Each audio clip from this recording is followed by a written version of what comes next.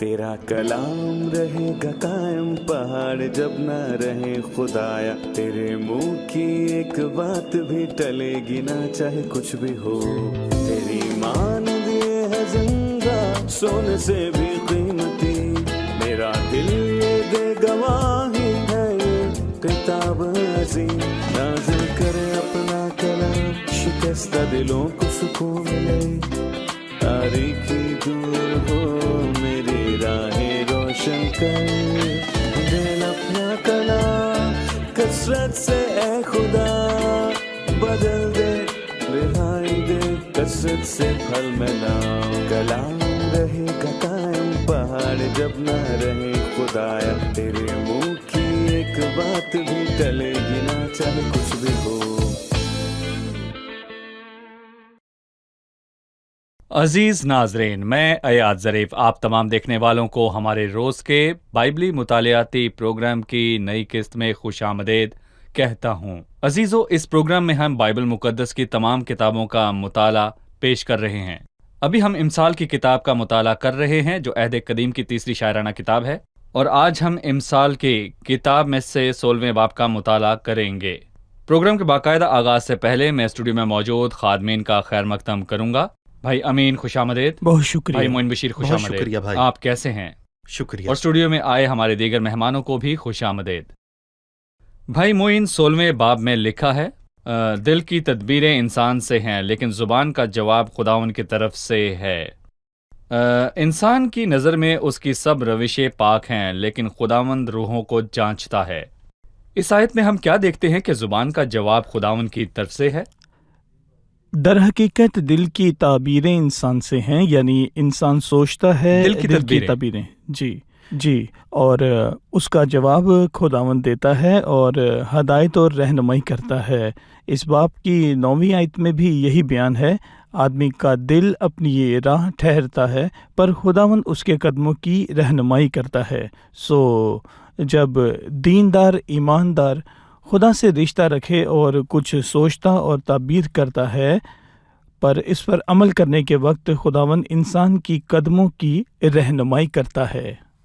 दूसरी आयत में लिखा है, इंसान की नज़र में उसकी सब रविशें पाक हैं लेकिन खुदावंद रूहों को जांचता है। इसमें आप क्या देखते हैं? जी, इंसान सोचता है कि वो 100% सही कर रहा है, पर मैं कहना चाहता हूँ जो भी वो करता है खुदावंद की नज़र उसको जांचती है। खुदावंद रूहों को जांचता है, वो हर बात की गहराई से वाकिफ़ है। तवारीख की किताब में लिखा है, क्योंकि खुदावंद की आंखें सारी ज़मीन पर फिरती हैं ताकि वो उनकी इमदाद में जिनका दिल उसकी तरफ कामिल है ताइन कवी दिखाए। खुदावंद की आंखें देखती हैं, वो अंधेरे को चीरती हैं, वो इंसान के दिल में झांकता है। इसलिए बेहतर है कि हम ये ना समझें कि हम करते हैं वही दुरुस्त है।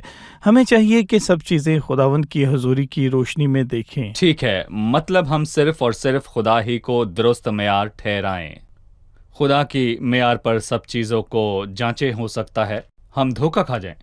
हर कोई सोचता है कि वो सही रास्ते पर है, वो सोचता है कि वो सही दुआ और काम करता है। उससे चाहिए कि वो सही मेयार को देखे और जाने कि वो ठीक है या नहीं। खुदावंद रूहों को जांचता है, वो बाइबल के जरिए जांचता है। हमारे पास खुदा का जिंदा कलाम है, उसके मुताबिक देखें कि क्या सही और क्या गलत है। इमसाल में लिखा है कि ऐसी राह भी है जो इंसान को सीधी मालूम होती है पर उसकी इंतहा मौत की राह है। भाई मोइन, तीसरी आयत है, अपने सब काम खुदावंद पर छोड़ दे तो तेरे इरादे कायम रहेंगे। इससे हम क्या सीखते हैं? देखें भाई, किसी भी इरादे में कामयाब होने के लिए हमें ये चाहिए कि हम अपने सारे काम खुदावंद पर छोड़ दें। और उसने ये नहीं कहा कि हम खुद कुछ भी ना सोचें। मसलन अगर कोई तालिबे इल्म किसी कॉलेज में जाने का इरादा रखे तो वो क्या करे, उसे क्या करना चाहिए, और तालीम के बाद शादी करना चाहे तो वो किसको चुने, और मंगनी के बाद अगर उसे घर तलाश करने की ज़रूरत है तो वो कहाँ घर ढूंढे। ये सारे काम खुदावंद के सामने रखे। और हमें चाहिए कि हम खुदावंद के हजूर अपनी मर्जी को ना रखें बल्कि अपनी ज़िंदगी में उसकी कामिल मर्जी को पूरा होने दें और सब कुछ उसके सामने रख दें और कहें तेरी मर्जी पूरी हो। जब आप सब कुछ उसके सपुर्द कर दें तो यकीनन खुदा ज़्यादा हिकमत रखने वाला है। वो हर चीज़ को تیار اور مکمل کرنے پر قادر ہے۔ وہ اپنے وقت پر کامل طور پر ایسا کرے گا۔ میں اس کی ایک مثال دوں گا۔ پہلے سیموئیل کی کتاب کے پہلے باب میں سیموئیل کی ماں ہنا بہت اداس تھی کیونکہ وہ بانجھ تھی اور لوگ اس کو دکھ پہنچاتے تھے، پر اس نے کیا کیا؟ اس نے ہمت نہیں ہاری، وہ اٹھی اور خداوند کے حضور گئی، یعنی کہ وہ خداوند کے گھر گئی اور اپنی ساری پریشانیاں اس کو دے دیں۔ حالانکہ سیموئیل کے پیدا ہونے میں ابھی 9 مہینے باقی تھے، اور بائبل یوں فرماتی ہے کہ پھر اس کا چہرہ اداس نہ رہا، کیونکہ وہ فوراً جواب دیتا ہے اور کام کو پورا کرتا ہے۔ جو اس کی اصل زبان جانتا ہے کہتا ہے اپنے سب کام خدا ان پر چھوڑ دے، اپنی ساری فکریں اسی پر ڈال دو، ساری فکر مطلب کو اس کو دھکیل دو۔ جیسے کوئی چیز آپ کو اٹھانے میں بہت بھاری لگے آگے دھکیل اور اس دیں۔ کو آگے پہنچانے کے لیے آگے دھکیل دے۔ میں نہ صرف اس کو آگے کی طرف دھکیلتا ہوں بلکہ اپنے کندھے گراتا ہوں خداوند کو تاکہ دیں۔ وہ خداوند کے پاس جائیں اور خداوند انہیں اٹھائے۔ اگر میرے پاس ایک کے بعد ایک پریشانی آتی ہے تو ان کو سنبھالنا مشکل ہے۔ آدمی کا دل فکر مندی سے آدمی دب کا جاتا دل۔ ہے، لیکن اگر آپ اپنی فکریں خداوند کو سونپ دیں تو ایک ایک کر کے یہ بوجھ چاہے کتنا ہی بھاری ہو، خداوند مجھے اور میرے بوجھ کی اٹھانے کی طاقت رکھتا ہے۔ ٹھیک جی کہا؟ بالکل، ایک ایک کر کے۔ جی بالکل، ساری فکریں نہیں لکھا، ساری یعنی جیسے ہی فکر۔ کوئی فکر آئے اس کو اسی وقت خداوند پر ڈال دیں، اس کو اپنے پاس اکٹھا نہ کریں۔ ہم وقفے کے بعد مہمانوں کے سوالات کے ساتھ حاضر ہوں گے۔ ناظرین، ملتے ہیں ایک چھوٹے سے وقفے کے بعد، ہمارے ساتھ رہیے۔ زمین پر انسان کے وجود کا مقصد یہ ہے کہ ہمیشہ خدا کو جلال دیں۔ آپ جو بھی ہوں، جہاں بھی ہوں، خدا نے آپ کو اس لیے بنایا کہ اس کو جلال دیں۔ آپ پوچھیں گے کہ سڑک پر پڑے ایک شرابی کا کیا کام ہے؟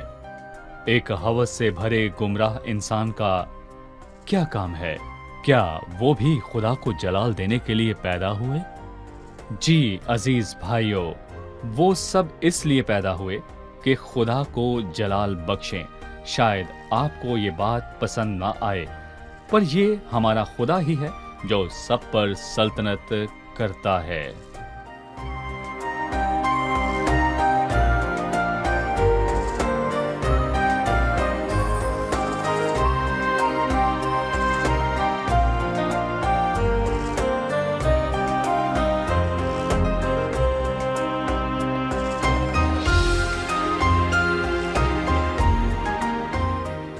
خوش آمدید، آئیے چلتے ہیں مہمانوں کی جانب اور جانتے ہیں ان کا سوال۔ 7ویں آیت ہے، جب انسان کی روشیں خداوند کو پسند آتی ہیں تو وہ اس کے دشمنوں کو بھی اس کے دوست بناتا ہے۔ اس کے دشمن دوست کیسے بن سکتے ہیں جبکہ ہم دیکھتے ہیں کہ دیندار ہمیشہ ستائے جاتے ہیں اور ان سے عداوت رکھنے والے ہر طرح سے ان کی مخالفت محسوس کرتے ہوتا ہیں۔ ہے کہ یہ آیت پوری نہیں ہوتی۔ جی، ہم موجودہ حقیقت کو کیسے سمجھے کہ دیندار اپنے دشمنوں کے ہاتھوں ستائے جاتے ہیں، جبکہ بائبل مقدس فرماتی ہے جب انسان کی روشیں خداوند کو پسند آتی ہیں تو وہ اس کے دشمنوں کو بھی اس کے دوست بناتا ہے۔ جی، انسان کے دشمن ہوتے ہیں، صادق کے دشمن ہوتے ہیں۔ مثلاً حابل کا دشمن قائن تھا، ابراہم کے دشمن تھے، وہ شریر کنانیوں اور فرازینیوں کے درمیان رہتا تھا۔ اسحاق کے دشمن فلسطین سے تھے۔ خداوند یسوع کامل اور پاک تھا تو بھی فریسی اس کے دشمن تھے۔ پر میں کہتا ہوں بے شک ہمارے دشمن ہوں، جب خداوند ہم پر خوش ہو تو وہ ہمارے دشمنوں کو بھی ہمارے دوست بنا دیتا ہے۔ ہم ان کے ساتھ امن اور سلامتی کے ساتھ زندگی بسر کرتے ہیں۔ دوست بنا دیتا ہے، یعنی کہ اس کے دشمن اس کے خلاف کچھ بھی برا نہیں کر سکتے، وہ انہیں دوست بنا دیتا ہے۔ بھائی کی بات پر میں مزید کہوں گا، ہمیں دو صورتحال میں فرق کرنا چاہیے۔ یہ پرانے عہد نامے کی بات ہے جہاں خداوند نے لوگوں سے کہا اگر تم راضی اور فرما بردار ہو تو زمین کے اچھے اچھے پھل کھاؤ گے، پر اگر تم انکار کرو اور باغی ہو تو تلوار کا لقمہ ہو جاؤ گے۔ فرما برداری کریں تو خداوند اپنے لوگوں کو دم نہیں بلکہ سر بنائے گا، پر اگر وہ شریعت کا انکار کرے تو وہ ان کو دم بنائے گا اور سب لوگ ان پر قابض آئیں گے۔ یہ عہد قدیم میں تھا۔ عہد قدیم میں غیر قوموں کی مخالفت خداوند کی طرف سے ان کے لیے ایک سزا تھی۔ اس لیے لکھا ہے جب انسان کی روشیں خداوند کو پسند آتی ہیں، اگر وہ شریعت کے مطابق ہوں تو وہ ان کو سر بنائے گا اور وہ باقی لوگوں پر اختیار رکھیں گے۔ لیکن موجودہ زمانے میں ہم نئے عہد نامے میں رہتے ہیں، اس میں چیزیں مختلف ہیں۔ اب ہم اس پر ایمان رکھیں اور اس کی خاطر دکھ بھی اٹھائیں۔ سو نئے عہد نامے میں دکھ اس بات کی سزا نہیں کہ ہم خدا کی راستی سے جڑے نہیں رہتے اور سیدھی راہ پر نہیں چلے، بلکہ یہ راستی کا نتیجہ ہے کہ ہم دکھ اٹھاتے ہیں اور اس کی وجہ سے ہم ظلم سہتے ہیں، کیونکہ ہم مسیح کی مانند ہے اور دنیا ہم سے نفرت کرتی ہے جیسے اس نے مسیح سے نفرت کی۔ اس لیے ہمیں چاہیے کہ پرانے عہد نامے کی صورتحال اور نئے عہد نامے میں خدا کے خیالات کو صحیح طور پر سمجھیں۔ جی، کسی کا اس باب سے متعلق کوئی اور سوال ہے؟ میرا سوال چوتھی آیت سے ہے۔ لکھا ہے خداوند نے ہر ایک چیز خاص مقصد کے لیے بنائی، ہاں شریروں کو بھی اس نے برے دن کے لیے بنایا، لہٰذا میں سمجھ گیا کہ خداوند نے شریروں کو بنایا۔ یہ درست ہے یا نہیں؟ جی بھائی، ہمیں چوتھی آیت کی وضاحت کی ضرورت ہے۔ مختصر، ہم اس اصول کو پوری تخلیق پر لاگو کرتے ہیں، اسی کے وسیلے اور اسی کے لیے سب چیزیں ہیں۔ میں اس دائرے کو تنگ کرتے ہوئے ان لوگوں کی بات کروں گا۔ یہ آیت 43 میں لکھا ہے، جس کو میں نے اپنے جلال کے لیے خلق کیا۔ شریروں کا کیا؟ اس نے شریروں کو خلق نہیں کیا، کیونکہ خداوند شریروں کی ہلاکت سے خوش نہیں ہوتا۔ میں رومیو کے خط کا ایک حصہ پڑھوں گا۔ اس کا کیا مطلب ہے کہ اس نے شریر کو خلق نہیں کیا، اس نے انسان کو بنایا پر اسے ان کو شریر نہیں بنایا۔ بنایا۔ جی، شریر نہیں اس بنایا۔ نے انسان کو بنایا پر شریر نہیں بنایا، صحیح، کیونکہ ان کی موت میں اس کی جی، خوشنودی نہیں۔ ٹھیک ہے۔ رومیو 9 باب کی 22 اور 23 آیت میں لکھا ہے، جی، بس کیا تعجب ہے اگر خداوند ٹھیک اپنا ہے۔ غضب ظاہر کرنے کو اپنی قدرت اشکار کرنے کے ارادے سے غضب کے برتنوں کے ساتھ جو ہلاکت کے لیے تیار ہوئے تھے نہایت تحمل سے پیش آیا، پس ان کو ہلاکت کے لیے تیار نہیں کیا، وہ خود اس کے لیے تیار ہوئے۔ اگلی آیت میں یہ بات واضح ہوتی ہے کہ اپنے جلال کی بدولت آشکار کرے کہ شریروں کے حوالے سے اس نے اپنی قدرت کو ظاہر کیا، جلال کی بدولت رحم کے برتنوں کے ذریعے آشکار کرے جو اس نے جلال کے لیے تیار کیے تھے۔ اس نے رحم کے برتنوں کو تیار کیا، پر ہلاکت کے برتنوں نے اپنے آپ کو خود تیار کیا۔ ٹھیک ہے، آپ کا کہنا ہے کہ اس آیت کے 2 حصے ہیں۔ پہلا حصہ کہ خداوند نے سب چیزیں اس کے مقصد کے لیے پیدا کی، سب کچھ اپنے جلال کے لیے، لیکن ان میں سے کچھ شریر بن انہوں گئے۔ نے خود کو شرارت اس کے نے لیے ان کو تیار شریر کیا۔ نہیں بنایا، بلکہ جی، انہوں نے خود شرارت کا راستہ اپنایا۔ جو شریر ہیں وہ آسمان پر نہیں جائیں گے، خدا عدالت کے دن ان کی عدالت کرے گا، یہ اس یہ کا بھی خدا جلال کے جلال کے لیے ہے۔ یعنی جب خداوند عدالت کے دن شریروں کی عدالت کرے گا تو اس کو جلال ملے گا، جی، جب وہ گناہ کو بچائے تو اس کو جلال ملے گا۔ دونوں صورتحال میں خدا کو جلال ملتا ہے۔ اس نے سب کچھ اپنے جلال کے لیے پیدا کیا۔ جنہوں نے اپنے لیے شرارت کا راستہ چنا، خدا ان کی عدالت کرے گا اور اس کو جلال ملے گا۔ جی بالکل، مثلاً فرعون، صحیح، خدا نے اسے کہا میرے لوگوں کو جانے دے، پر اس نے کہا میں خداوند کو نہیں جانتا، میں بنی اسرائیل کو جانے نہیں دوں گا۔ خداوند نے کہا میں نے تجھے اسی لیے کھڑا کیا کہ تیری وجہ سے اپنی قدرت ظاہر کروں اور لوگ وہاں سے نکلے۔ صحیح بھائی۔ پھر 18ویں آیت میں لکھا ہے، ہلاکت سے پہلے تکبر اور زوال سے پہلے خود بینی ہے۔ مسکینوں کے ساتھ فروتن بننا متکبروں کے ساتھ لوٹ کا مال تقسیم کرنے سے بہتر ہے۔ تکبر اور خود بینی، فروتن اور خاکسار، اس سے ہم کیا سیکھتے ہیں؟ تکبر سے شروعات کرتے ہیں کیونکہ یہ آغاز سے موجود ہے، کیونکہ شیطان شاندار مخلوق تھی لیکن وہ تکبر میں گر پڑا، اور افسوس کہ اس نے سب سے خوبصورت تخلیق میں بھی اس تکبر کو ڈال دیا۔ اس نے کہا تم خدا کی مانند بن جاؤ گے، اور انسان نے مان لیا۔ یوں انسان کے اندر تکبر آ گیا، اور زبور کی کتاب میں ہم یہ پڑھتے ہیں کہ خداوند کو بہت سی چیزوں سے نفرت ہے، خاص کر کے 15 چیزوں سے، جن میں پہلی چیز تکبر ہے، کیونکہ یہ انسان کے فخر کا باعث ہے۔ جی، نہ صرف اس سے انسان خود پر فخر کرنے لگتا ہے، بلکہ وہ خدا کو بھی پھر اہمیت نہیں دیتا۔ بھائی امین، آپ نے کچھ دیر پہلے کہا کہ آج کل باتوں کے دن ہیں، بہت سے لوگ باتیں کرتے ہیں، بہت سی فون کی کمپنیاں آج کل کے دور میں لوگوں کو بہت سے پیکیجز دیتے ہیں تاکہ وہ جتنی چاہے لمبی بات کر سکیں۔ اس میں ان کے پورے دن کے منصوبے بھی موجود ہوتے ہیں۔ میں پوچھنا چاہوں گا، کیا ہمیں کہیں بھی کچھ بھی کہنے کی اجازت ہے یا مہربانی کے الفاظ ہوتے ہیں؟ جی، آپ کیا کہیں گے؟ نہیں، ہمیں کہیں بھی کچھ بھی کہنے کی اجازت نہیں ہے، کیونکہ بائبل مقدس فرماتی ہے، बामौका बात क्या खूब है, अच्छा है कि बात करने के लिए मौका और अल्फाज को चुन लिया जाए। बामौका बातें रुपहली टोकरियों में सोने के सेब हैं। दो तरह की बातें हैं, दिल पसंद और बुरी बात। बुरी बात की मिसाल बेतातल बोलना है, जैसे कि आप देख सकते हैं कि तलवार काटती है। बाइबल मुकद्दस फरमाती है बेतातल बोलने की बातें तलवार की तरह छेदती हैं, लेकिन दानिशमंद की जुबान सेहत बख्श है। यहाँ लिखा है दिल पसंद बातें शहद का 24वीं का आयत छत्ता है। है। देखें, दिल पसंद बातें शहद का छत्ता है, वो जी को मीठी लगती हैं और हड्डियों के लिए शिफा है। दिल पसंद बातें लोगों के लिए हौसला बख्श हैं। हमें चाहिए कि एक दूसरे का हौसला बढ़ाएं, पर मैं उसको मुख्तलिफ नुक्ते नज़र से देखता हूँ। दिल पसंद बातें सिर्फ वो नहीं जो एक दूसरे से करते हैं, बल्कि वो है जो कलाम में मौजूद है। तेरा कलाम मिला और मैंने उसे नोश किया, और तेरी बातें मेरे दिल की खुशी और खुरमी थी। खुदा का कलाम मीठा है, इसे हर जगह पर फैलाएं। ज़बूर 19 में लिखा है, वो सोने से बल्कि बहुत कुंदन से ज़्यादा पसंदीदा है, वो शहद से बल्कि छत्ते के टपकों से भी शीरीन है। खुदा का कलाम शिफा देता है। लिखा है, वो अपना कलाम नाजिल फरमाकर उनको शिफा देता है। जो लोग ऐन फेल के वक्त पकड़ी हुई औरत को यस्सु के पास लाए, उसने कहा, जा फिर गुनाह ना करना। जब शागिर्द खौफजदा हुए तो उसने कहा, खातिर जमा रखो, मैं हूँ, डरो मत। गुनाहगार औरत ने अपने आंसुओं से यस्सु के पांव धोए। उसने कहा, तेरे गुनाह माफ हुए, तेरे ईमान ने तुझे बचा लिया, जा सलामत चली जा। उसके लबों पर मेहरबानी थी। जी। हम वक्फे के बाद मुताले में आगे बढ़ेंगे। नाजरीन, मिलते हैं एक छोटे से वक्फे के बाद, हमारे साथ रहिए।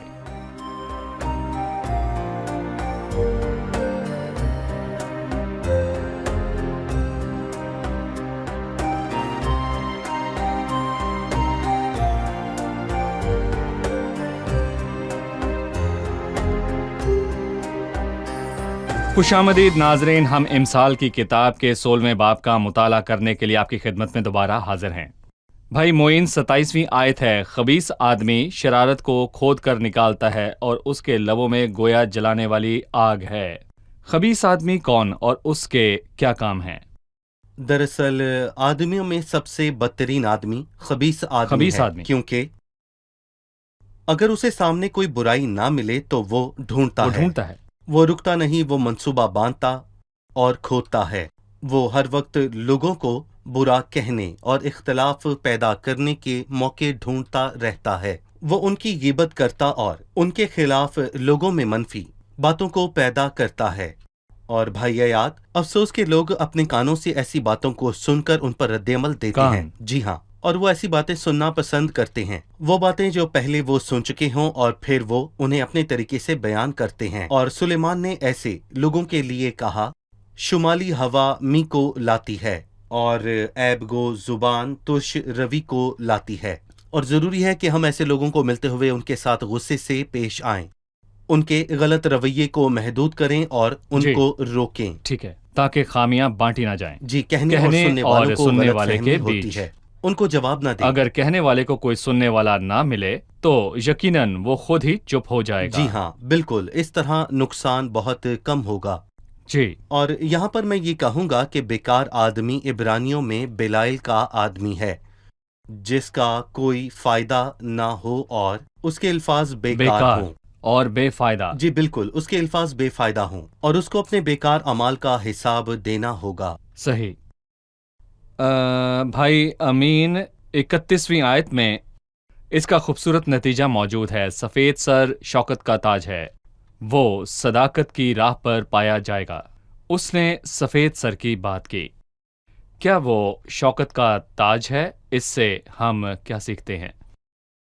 दीनदार इंसान जिंदगी सदाकत और रास्ते के साथ गुजारता है, खुदा का खौफ मानता है और उसको खुश करता है। जब वो बूढ़ा हो जाए तो सफ़ेद सर उसके लिए शौकत का ताज होता है। इसके बरक्स शरीर बूढ़ा होकर मौत से डरता है, उसको अब्दियत से खौफ आता है। जिस तरह आदमियों के लिए एक बार मरना और उसके बाद अदालत का होना मुकर्रर रहे, पर दीनदारों की ज़िंदगी में खुदा की भलाई की गवाही देती है। زبور 92 میں وہ بڑھاپے میں بھی برومند ہوں گے، وہ تر و تازہ اور سرسبز رہیں گے تاکہ واضح کریں کہ خداوند راست ہے، وہی میری چٹان ہے اور اس میں ناراستی نہیں ہے۔ مبارک ہے وہ جو خداوند کی راہ پر چلتا ہے، کیونکہ اس کے سفید بال شوکت کا تاج ہوں گے۔ مطلب کہ سفید بال یہ ظاہر کرتے ہیں کہ زندگی اپنے اختتام پر ہے، اور اس سے ایماندار کو خوشی اور شادمانی ملتی ہے کہ وہ سفر ختم کر کے خداوند کے ساتھ ہوگا۔ لیکن گناہ گاروں کو سفید سر خوف زدہ کرتا ہے، اس سے اس کو احساس ہوتا ہے کہ اس کی زندگی میں اسے ملے تمام مواقع اب ختم ہونے کو ہیں، لیکن خداوند کے ساتھ زندگی گزارنا کتنا خوبصورت ہے۔ جب کسی جگہ پر کوئی کام سے ریٹائر ہونے کو ہو تو اتنے سال وہاں خدمت کرنے پر اس کو اس کی قیمت موصول ہوتی ہے، لیکن اسی طرح جو ایماندار اپنی جوانی خداوند کی خدمت کرنے میں گزارے تو اس کو خداوند کی طرف سے اجر ملتا ہے۔ اس کا اجر ان کو کب ملتا ہے؟ یقیناً یہ مسیح کی عدالت سے پہلے ہوگا، جب وہ اپنے مختار ہونے کا حساب دے گا کہ اس نے زمین پر کیسی زندگی بسر کی ہے۔ شاید وہ فخر کرے یا شرمندہ ہو کہ اس نے اپنی ساری زندگی در حقیقت کس کے لیے گزاری ہے۔ پولس نے اپنی خدمت کے آخر میں کہا، میں اچھی کشتی لڑ چکا، میں نے دوڑ کو ختم کر لیا، میں نے ایمان کو محفوظ رکھا، آئندہ کے لیے میرے واسطے راست بازی کا وہ اس تاج نے رکھا زمین پر ہوا ہوتے ہے۔ ہوئے یہ سب کچھ دیکھ جی۔ لیا، یہ اس کا فخر ہے۔ صحیح۔ زندگی کتنی خوبصورت ہے، وہ زندگی جو خداوند کی خدمت میں گزاری جائے۔ تمہاری محنت خداوند میں بے فائدہ نہیں ہے۔ بھائی امین، جیسا کہ آپ نے کہا، سفید بال لوگوں کو خوفزدہ کرتے ہیں کیونکہ یہ احساس دلاتی ہے کہ زندگی ختم ہونے کو ہے، لیکن ہمارے لیے یہ یاد دہانی ہے کہ یہاں سے جا کر ہم خداوند کے گھر میں رہیں گے، اس کے ساتھ رہیں گے۔ بھائی امین، 33ویں آیت آخری ہے، کرا گود میں ڈالا جاتا ہے، پر اس کا سارا انتظام خداوند کی طرف سے ہے۔ کرا ڈالنے کے عمل کے متعلق بتائیے۔ در حقیقت پرانے عہد نامہ میں کرا ڈالا جاتا تھا تاکہ خدا کے خیال کو جان سکے۔ مثلاً 9.5 قبیلے کنعان کے ملک میں آئے جو یشوع نے کرا ڈال کر درمیان میں بانٹا۔ کفارہ کے دن پر 2 بکرے ہوتے تھے، ایک خداوند کے لیے اور دوسرا عزرائیل کے لیے۔ در حقیقت سردار کاہن کرا ڈالتا تھا کہ کون سا جانور خدا کا ہو اور کون سا عزرائیل کا۔ جب یونا کشتی میں تھا تو انہوں نے کرا ڈالا اور خداوند نے پرانے عہد نامے میں ایسا اور تھا۔ خداوند نے بتایا کہ یہ یونا کی وجہ سے ہوا ہے۔ نئے عہد نامہ میں صرف یہ شروع ہوا ہے کہ روح القدس کی آمد سے پہلے جب 11 شاگردوں نے یہودا اسکریوتی کی جگہ 12ویں شاگرد کو چنا تو انہوں نے 2 لوگوں کے چننے کے بعد کرا ڈالا، وہ متیا کے نام کا نکلا۔ پرانے عہد نامہ میں کرا اس لیے ڈالتے تھے کہ خداوند کی مرضی جان سکیں۔ آج خدا کے خیال اور مرضی جاننے کے لیے اس کا کلام اور روح القدس موجود ہے۔ اس وضاحت کے لیے شکریہ۔ اب ہم جانتے ہیں کہ مہمانوں نے آج کیا سیکھا۔ جی، آج کے پروگرام سے آپ نے کیا سیکھا؟ جب ہم زندگی میں مشکلات کا سامنا کریں تو صرف یہی کہیں کہ اے خداوند مجھے بتا کہ میں کیا کروں۔ دراصل ہمیں خداوند سے یہ پوچھنا چاہیے کہ وہ ہم سے کیا چاہتا ہے۔ جب پریشانی آئے تو ان کو اپنے پاس نہ رکھیں بلکہ خداوند کو دے دیں، کیونکہ اس کو ہماری فکر ہے۔ میں ان لوگوں کو دیکھتی ہوں جو دوسروں کی خدمت کرتے ہیں، جب ان کو تعریف یا بڑائی نہ ملے تو وہ بہت غصہ ہوتے ہیں کیونکہ انہوں نے اس پر بہت وقت لگایا ہوتا ہے، پر اگر یہ کام خداوند کے لیے ہوتا تو خداوند اس کا اجر ان کو دیتا اور خداوند ہی ان کو تسلی دیتا ہے، یوں وہ پریشان نہ ہوتے۔ صحیح۔ ہم نے بڑھاپے کی بات کی، یہ راستے کی راہ میں ہے۔ مجھے ایک دوست کی ریٹائرمنٹ پارٹی یاد آ گئی۔ وہ رو رہی تھی کیونکہ میں نہیں جانتی تھی کہ اب کیا کرے، کیونکہ اس نے ساری زندگی یہی نوکری کی تھی اور کچھ مہینوں میں وہ وفات پا گئی۔ اس سے مجھے بہت پریشانی ہوئی کیونکہ مجھے لگا میرے ساتھ بھی ایسا ہی ہوگا اور میرا بھی یہی نتیجہ ہوگا، پر جو خدا کے لیے کام کریں ان کے ساتھ ایسا نہیں ہوتا۔ ان کا زور نیا ہوتا جاتا ہے اور وہ زندگی کے آخری ایام تک کام کرتے ہیں۔ جی ٹھیک ہے، شکریہ، خداوند آپ کو برکت دے۔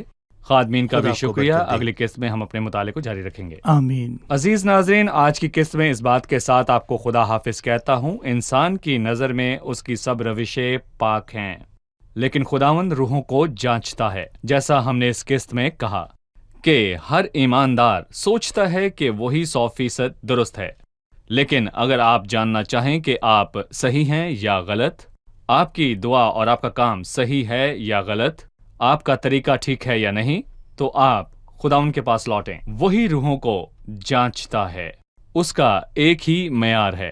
خداوند کے پاس اپنی زندگی کو لائیں، وہ آپ کو بتائے گا کہ آپ کی زندگی کس طرف جا رہی ہے۔ اس کا ایک ہی راستہ ہے، یعنی مسیح اور مسیح کی قربانی۔ کیا آپ نے مسیح کو قبول کیا ہے؟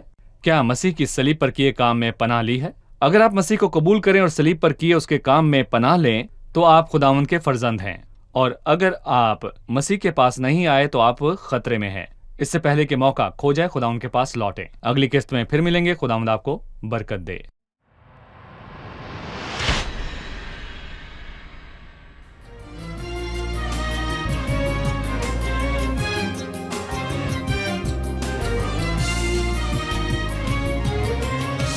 داء الخطية استشرف فيها حتى شربت الإثم كما كان المذاق في الحلق حلوا وفعله في القلب شقاء أدمنت شري حتى يئست هل من شفاء بعد العمى أنت رجائي أنت شفائي من كل دائي أنت الدواء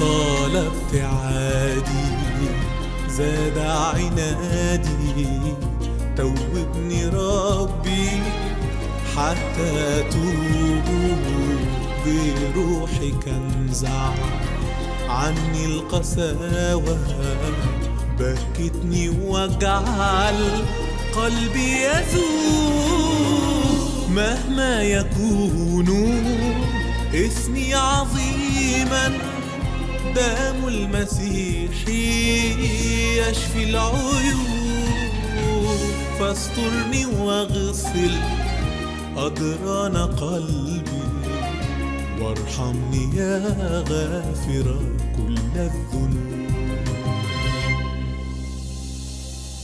وارحمني يا غافر كل الذنوب